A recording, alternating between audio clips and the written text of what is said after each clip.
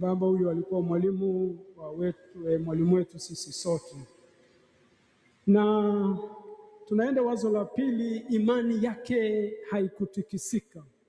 Imani yake haikutikisika, imani yake ilibaki imara siku zote. Alikuwa mtu wa imani, imani iliyokomaa. Lakini imani hiyo anazungumza ukweli mwadhama siku zote, anazungumza ukweli kwa upendo mkubwa. Mimi nimekutana naye mara nyingi, unapoona anazungumza katika upendo. Anapokosoa kitu, anakosoa katika upendo, hakuna chuki. Kwa hiyo upendo na ukweli unaungana katika Mungu. Huwezi kutenganisha ukweli na upendo. Mtu anayependa lazima awe mkweli. Baba awe mama anayependa familia yake lazima ataishi ukweli. Kama uipendi ndio utakuwa mdanganyifu. Hivyo hivyo kwa mtu yeyote ambaye atapewa majukumu. Kwa hiyo ndivyo alivyokuwa baba mwadhamu.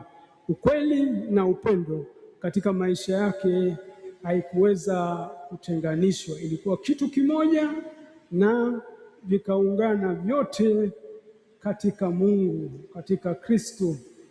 Vikaungana vyote katika Mungu, katika Kristo. Kwa hiyo imani yake haikutetereka. Imani yake haikutetereka, ilizidi kukua. Ilizidi kukua siku zote. Na katika hilo la upendo na ukweli, Paulo mtume anatukumbusha kwamba tusiwe tena watoto wachanga ambao tunatupwa huko na huko, kuchukuliwa na kila upepo wa elimu, kwa hila ya watu, kwa ujanja, tukizifuata njia za udanganyifu. Na hiyo ya upendo, Paulo mtume katika barua yake ya kwanza kwa Wakorintho sura ya 13 mstari wa kwanza anasema, nijaposema kwa lugha za wanadamu na za malaika, kama sina upendo nimekuwa shaba iliayo na upatu uvumao.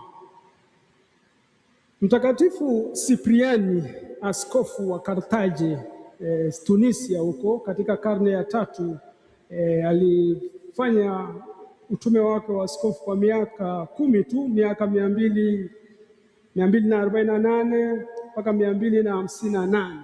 Anamwandikia askofu mwingine ambaye ameuawa kwa upanga, Askofu Cornelius, Papa naye ambaye aliuawa mwaka 253, miaka 5 kabla ya Sipriani hajauawa.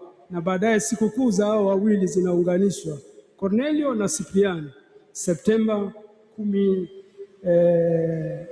14. Kwa hiyo labda hiyo niache kwanza, lakini inaunganishwa siku yake. Anaandika Sipriani, anamwandikia Cornelius baada ya kusikia Cornelius ameuawa. Anamwandikia na anaandikia kanisa la Roma. Anaandika ifuatavyo. Anasema, ndugu yangu Cornelio, nimesikia juu ya ushuhuda wako mtukufu. Wewe Cornelio umeishi ushuhuda mtukufu. Nimesikia juu ya ujasiri wako wa kuishi imani. Nimesikia heshima juu ya ushuhuda wako. Na sisi watu wa Karthaje tunashiriki katika hiyo heshima yako, katika hiyo utukufu wako, katika hiyo sifa yako. Kwa hiyo sisi waumini tulioko hapa leo tunashiriki katika heshima ya baba yetu Polikapi, na tunajivuna kwa mazuri ambayo ameyafikia. Tunajiona fahari katika hilo. Raha ya milele umpe Bwana, apumzike kwa amani. Hizi nguvu huyu mzee kazitoa wapi? Hizi nguvu yeye kazitoa katika uhusiano wake na Mungu. Alikuwa mtu wa sala siku zote.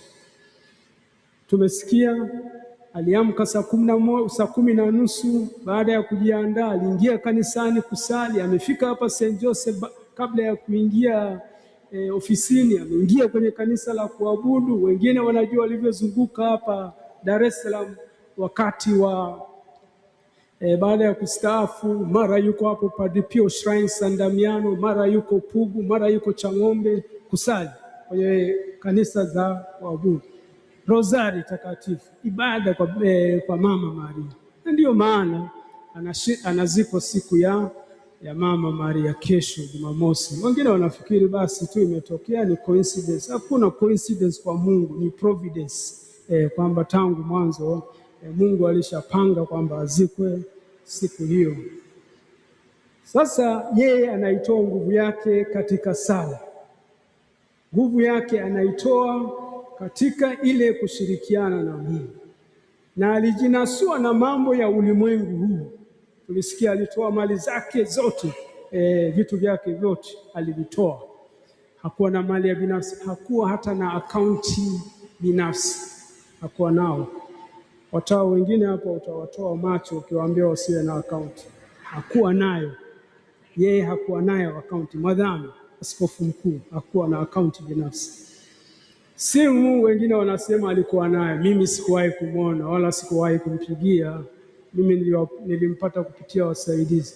Alikuwa anashangaa mapadri wanaingia ofisini pale wanamwaga simu 3 mezani pale, wakati mzee hana hata simu moja, na mzee anaombea huruma hivi, wanazibebaje na wanazitumiaje? Sasa hakuwa na vitu vya dunia hii, hakuwa na kitu katika dunia hii, alijinasua, hakuwa wa dunia hii. Na ndio maana tunasema taa yake ilikuwa inawaka katika lile somo la Injili.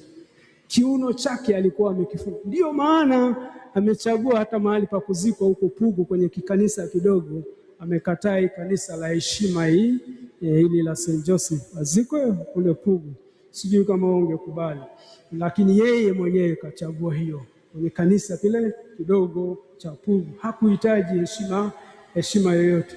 Nafikiri na ndio maana pia amenichagua mimi, sio kupitia yeye, nizungumze leo mbele ya mawadhama hapa na maaskofu wakuu, mtu kutoka Lindi. Tumsifu Yesu Kristo. Sasa kumalizia, anafariki karibu na sikukuu yake ya Mtakatifu Polikapi Februari 23. Wakati Polikapi anachomwa moto, alisali sala hii. Mimi naomba nisali hii sala ili iwe ya kumsindikiza baba yetu huyu. Mungu Baba Mwenyezi. Polikapi alisali mwaka 155 alipouawa. Mungu Baba Mwenyezi, Baba wa mwanao wa pekee Yesu Kristo, ambaye kupitia kwake tumekufahamu wewe, tunakusifu, tunakushukuru kwa kumwona mtumishi wako Polikapi Kardinali Pengo anastahili. Umkaribishe katika kundi la mashahidi watakatifu, apokelewe kwako kama sadaka nzuri na yenye kupendeza kwako. Mungu wa kweli, usiyejua kudanganya, ambaye pia hudanganyiki, kwa njia ya mwanao Yesu Kristo, utukufu uwe nawe katika Roho Mtakatifu milele na milele. Tumsifu Yesu Kristo. Tusimame na tukiri imani yetu na sadiki kwa Mungu mmoja.